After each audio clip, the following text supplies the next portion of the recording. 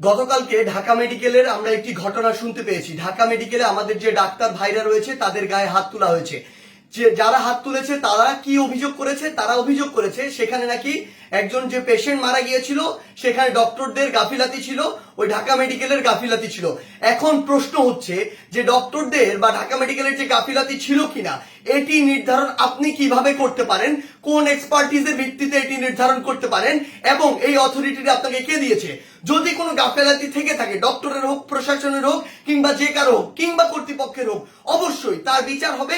তার বিচার একটি প্রক্রিয়াধীন প্রক্রিয়া হবে, একটি তদন্তের মাধ্যমে হবে। সেই অভিযোগটি আপনি বিএমডিসি তে করতে পারেন কিংবা সেই অভিযোগটি আপনি প্রশাসনের কাছে করতে পারেন। কিন্তু আপনার কি অভিজ্ঞতাটুকু রয়েছে, আপনার কি দক্ষতাটুকু রয়েছে যে একজন ডক্টর তার সাথে গাফিলতি করেছে কিনা সেটি যাচাই করার?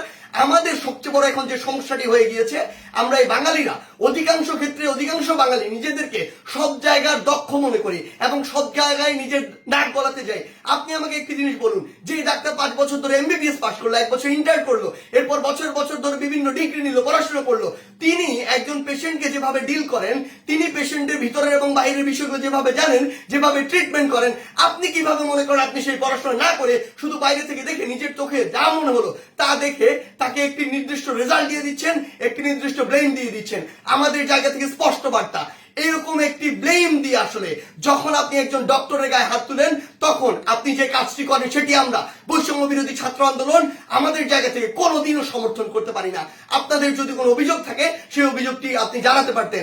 আমরা জানি আমাদের এই পুরো প্রসেসটিতে, এই ছাত্র জনতার অভ্যুত্থানে ডক্টররা কিভাবে ওই হসপিটালের ভিতর থেকে, ওই ইমার্জেন্সি থেকে তাদের ভূমিকাটি রেখেছে।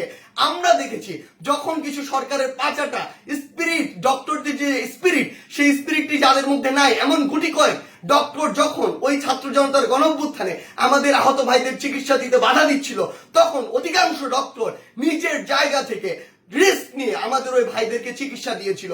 এমন অধিকাংশ ডক্টর রয়েছে যারা ডক্টরদের স্পিরিটটি ধারণ করে এবং আমাদের এই পুরো সময়টিতে আজকে পর্যন্ত আমার হসপিটালে যে আহত ভাইগুলো রয়েছে তাদেরকে নিরবিচ্ছিন্ন সেবা দিয়ে যাচ্ছে, নিজের কথা চিন্তা না করে।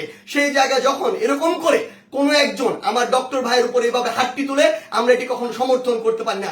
আমাদের জায়গা থেকে একদম স্পষ্ট একটি বার্তা, সেটি হচ্ছে যে আমরা প্রশাসনকে, মাননীয় স্বাস্থ্য উপদেষ্টা, ডিজি হেলথ সহ সকলকে একটি বিষয় স্পষ্ট করে বলতে চাই, আমাদের যারা মেডিকেলের ভাইরা রয়েছে, ইন্টার্ন ডক্টররা রয়েছে, কিংবা হসপিটালে যে ডক্টর ভাইরা রয়েছে, তাদের সাথে আমরা এই জায়গাটিতে একাত্মতা ঘোষণা করছি।